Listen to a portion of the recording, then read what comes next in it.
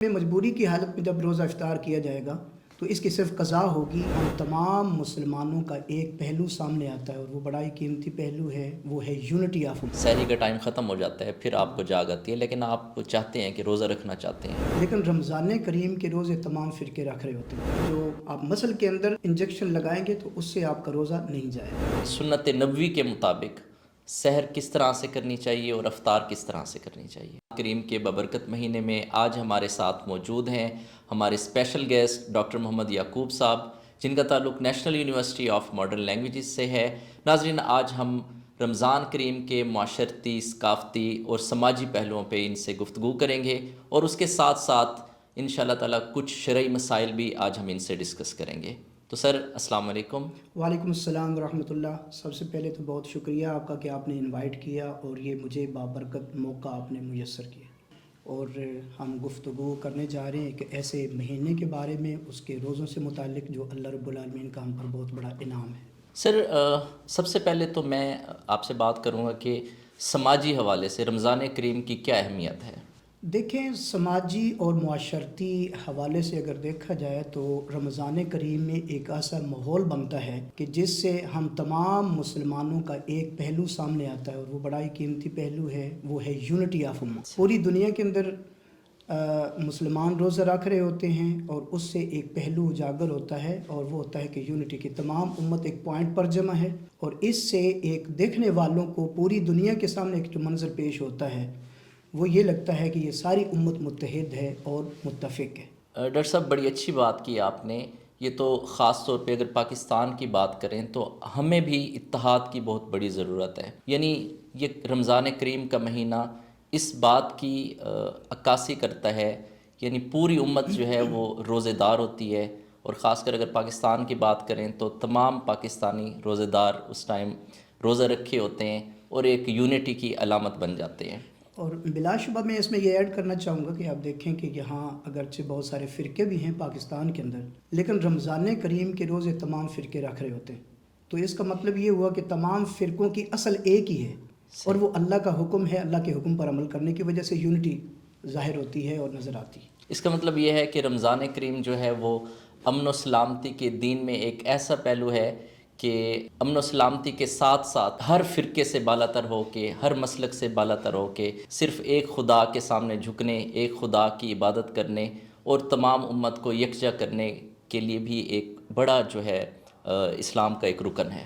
بلا شبہ اس میں کوئی شک نہیں ہے، اور اللہ رب العالمین نے جب یہ روزے فرض کیے ہیں تو یہ اس کی لوجک ہے، یہ رمضان المبارک کی اور اس کے روزوں کی لوجک ہے۔ پوچھا جاتا ہے نا کہ فلاسفی کیا ہے، لوجک کیا ہے، تو اس کی ایک لوجک یہ بھی ہے کہ اس سے اللہ اپنے ان ماننے والوں کو، اپنے ماننے والوں کو، ایمان والوں کو یکجا کرنا چاہ رہا ہے، اور ایک دوسرے سے محبت اور احترام کرنے کا ان کے اندر جذبہ پیدا ہوتا ہے رمضان کے روزے رکھنے کی وجہ سے اور رمضان کی وجہ سے۔ اچھا ڈاکٹر صاحب، یہ بتائیے کہ آج کے دور میں جیسے معاشرے کے اندر ایک خاص طور پہ میں نوجوان نسل کی میں بات کروں گا کہ نوجوان نسل ایک مایوسی کا ایک شکار ہے، اور وہ مایوسی ان نون مایوسی ہے، مطلب کوئی اس کا جیسے کہتے ہیں کہ نہ سر ہے نہ پاؤں ہے۔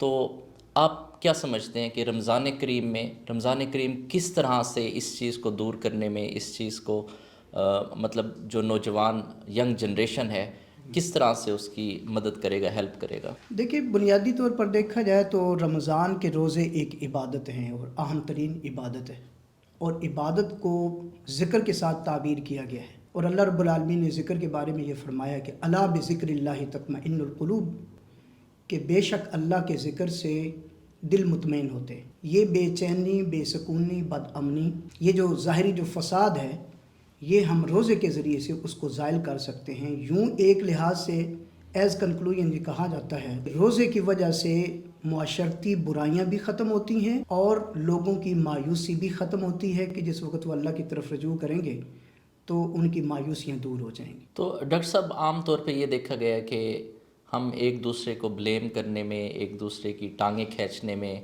ایک جو دنیا داری کے اندر ہم مطلب ایک میٹیریلسٹک جو اپروچ ہماری بنتی جا رہی ہے، تو کیا آپ سمجھتے ہیں کہ اس کی وجہ جو ہے وہ دین سے دوری ہے، مذہب سے دوری ہے، خدا سے دوری ہے، یا اس کے کوئی اور معاشرتی پہلو ہیں جس کی وجہ سے یہ سب کچھ بگاڑ پیدا ہو رہا ہے سوسائٹی کے اندر؟ بلا شبہ اس میں کوئی شک نہیں ہے کہ اللہ سے دور ہونے کا مطلب انسان اپنے آپ کو بہت ہی دور لے جاتا ہے. تو جب وہ دور ہوگا، اجتماعیت سے دور ہوگا، اللہ سے دور ہوگا، تو ظاہر بات ہے کہ وہ بہت ساری برائیوں اور اسی طرح گناہوں کے اندر مبتلا ہو جائے گا. تو اس وجہ سے میں یہ سمجھتا ہوں رمضان ایک واحد ذریعہ ہے پورے سال کے اندر، اگرچہ ہے تو پورا سال ہی عبادت کا ہوتا ہے، جس میں جیسے نماز فرض ہیں یا دیگر بہت ساری چیزیں ہیں جو انسان کو اللہ کی طرف متوجہ کرتی ہیں. لیکن رمضان کے اندر ایک ایسا ماحول کریٹ ہوتا ہے جس میں انسان آٹومیٹیکلی کھنچتا چلا جاتا ہے اپنے رب کی طرف اور رجوع کرتا ہے، اور اس کے دل کی کیفیت بدل جاتی ہے. تو اس کیفیت کا بدلنا ہی دراصل اس کو اللہ کے قریب لے جاتا ہے. تو میرا یہ خیال ہے کہ نہ صرف مسلمانوں کو بلکہ دنیا کے تمام انسانوں کو روزے کی طرف آنا چاہیے، اس کے احترام کی طرف آنا چاہیے، اس کو قبول کرنا چاہیے، تاکہ یہ جو انسرٹینلی ہے، جو انسیٹسفیکشن ہے، یہ دور ہو جائے اور انسان بن کر رہے. اچھا سر، آپ نے بڑی اچھی بات کی کہ دنیا کے تمام مذاہب، ظاہری بات ہے مطلب کسی نہ کسی مذہب سے تعلق ہے، ایک بہت بڑی آبادی ہے دنیا کے اندر. تو ویسے بھی یہ دیکھا گیا ہے کہ مختلف مذاہب کے اندر روزوں کا جو تصور ہے، کنسیپٹ ہے، وہ موجود ہے. اب اس کا تعلق جو ہے وہ روحانی بھی ہے، اور روحانی تعلق کے علاوہ اس کے جو میڈیکل جو بینیفٹس ہیں، جو افادیت ہے، وہ بہت زیادہ ہے. تو اگر ہم بے شک روحانی اس کے جو ایڈوانٹیجز ہیں وہ نہ بھی لیں، تو اس کے باوجود اس کے جو ہیلتھ کے لیے جو بینیفٹس ہیں وہ بہت زیادہ ہیں. لیکن عام طور پہ یہ دیکھا گیا ہے کہ ہمارے معاشرے میں روزے کے دوران جب ہم سحر اور افطار کرتے ہیں تو ہماری جو خوراک ہے وہ بیلنس نہیں ہوتی. تو اس کا کیا امپیکٹ پڑتا ہے، اور آپ کیا کہیں گے کہ ایک یعنی سنت نبوی کے مطابق سحر کس طرح سے کرنی چاہیے اور افطار کس طرح سے کرنی چاہیے؟ یہاں پر آپ کے جو اس سوال کے اندر دو پوائنٹ بڑے اہم ترین ہیں. ایک تو خوراک سے متعلق ہے، اور دوسرا یہ ہے کہ میڈیکل پوائنٹ آف ویو سے روزے کے کیا اثرات مرتب ہوتے ہیں. اس میں پہلی بات تو یہ ہے کہ اللہ تعالیٰ نے انسان کو پیدا کیا ہے، اور سب سے زیادہ انسان کو سمجھنے والا خود اللہ رب العالمین ہی ہے. کیونکہ ایک انسان ہے نا، جس نے اگر اس نے کوئی چیز بنائی ہے، انوینٹ کی ہے، تو ظاہر ہے کہ وہ اپنی انوینشن کے بارے میں خوب طریقے سے جانتا ہو. تو اللہ رب العالمین انسان کے بارے میں، اس کی فطرت کے بارے میں اچھے طریقے سے جانتا ہے کہ اس کے لیے کیا مفید ہے اور کیا مفید نہیں ہے. تو اس کی افادیت کے لیے، اس کے فائدے کے لیے اللہ رب العالمین نے اس پر روزے فرض کیے. اب دنیا جہان میں اگر دیکھا جائے تو ہم مسلمان تو اس کو اللہ کا حکم سمجھتے ہیں، لیکن ساتھ اس کے سائیڈ بینیفٹس بھی آٹومیٹیکلی حاصل ہو رہے ہوتے ہیں. اب دنیا یہ کہتی ہے، وہ ریسرچر ان کی اس بات پر تحقیق کرتے ہیں کہ ان مسلمانوں کی عبادات پر ذرا تحقیق تو کریں.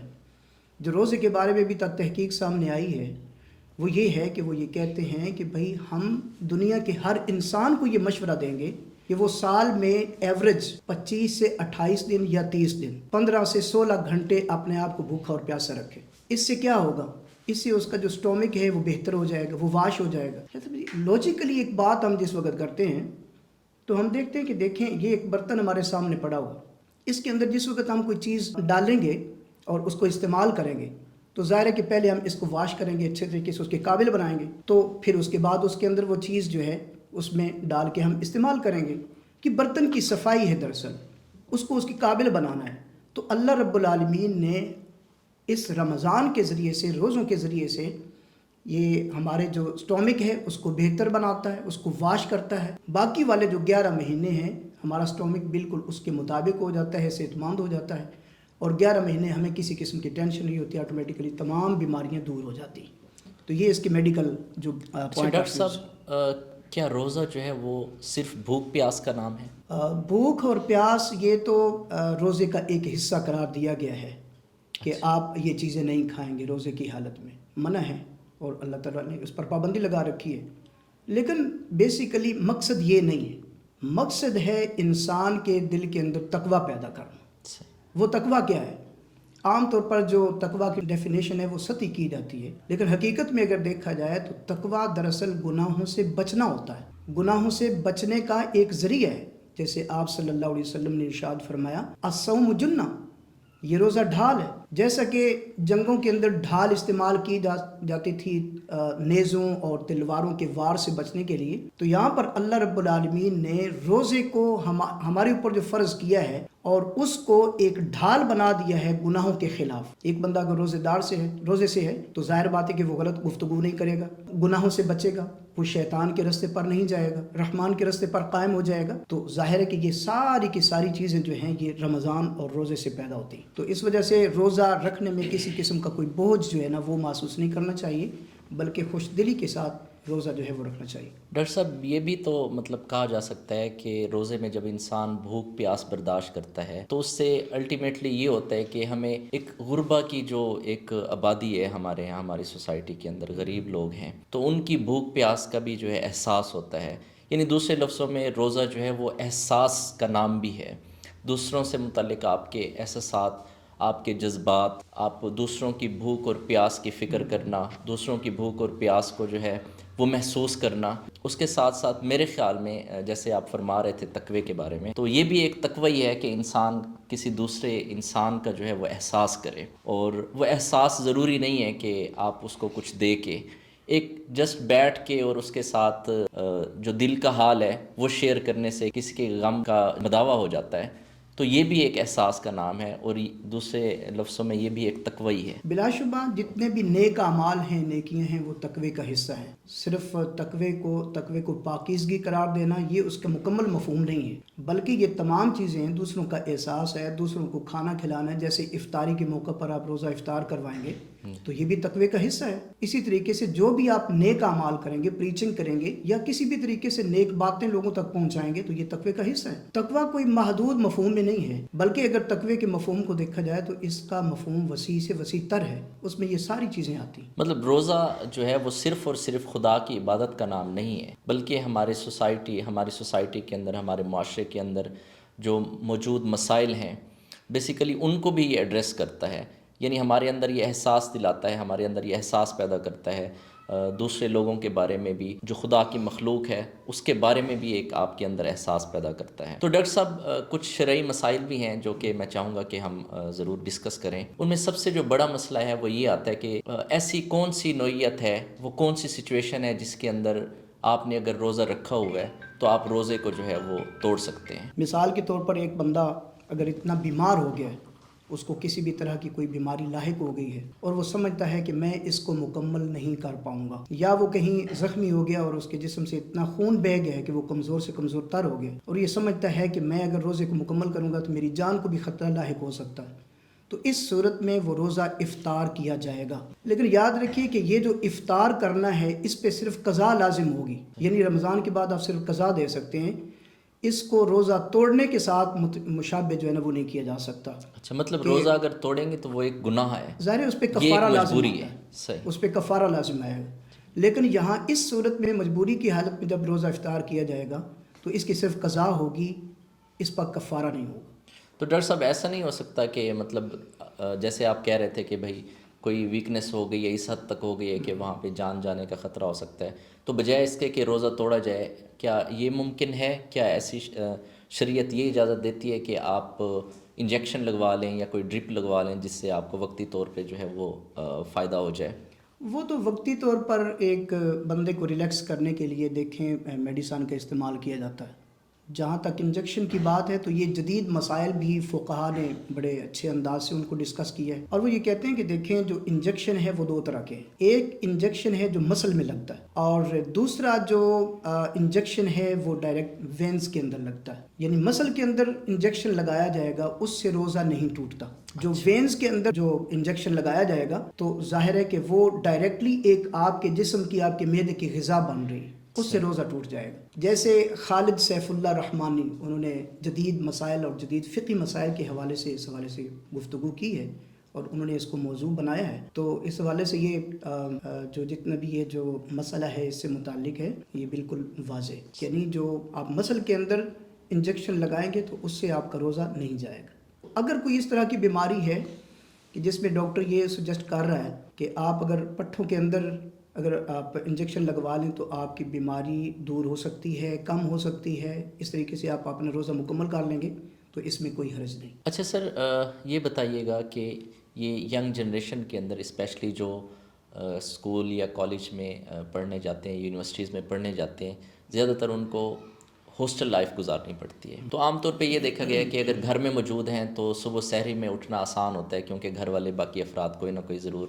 مطلب ساتھ ہوتا ہے۔ لیکن ہاسٹل میں یہ دیکھا گیا ہے کہ صبح کو سحری ٹائم اٹھنا مطلب بعض دفعہ جو ہے وہ سحری گزر جاتی ہے، نماز کے ٹائم یا اس کے بعد جو ہے وہ انسان اٹھتا ہے۔ تو اس بارے میں شریعت کیا کہتی ہے کہ اس کو روزہ کس طرح سے، اگر وہ روزہ رکھنا چاہتا ہے تو کس طرح سے اپنا روزہ کنٹینیو کر سکتا ہے؟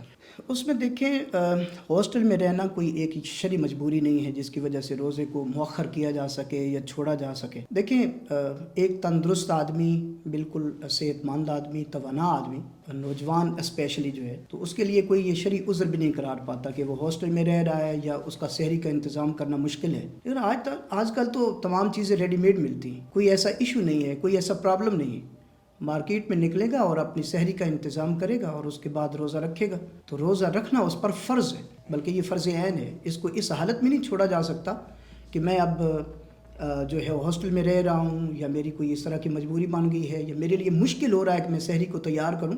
یہ مشکل ہونا جو ہے یہ اس کے لیے شرعی عذر نہیں قرار پائے۔ لیکن ڈاکٹر صاحب، اگر ویسے ہی مطلب آپ نیند سے نہیں اٹھتے، سحری کا ٹائم ختم ہو جاتا ہے، پھر آپ کو جاگ آتی ہے، لیکن آپ چاہتے ہیں کہ روزہ رکھنا چاہتے ہیں، تو اس بارے میں شریعت کا کیا حکم ہے؟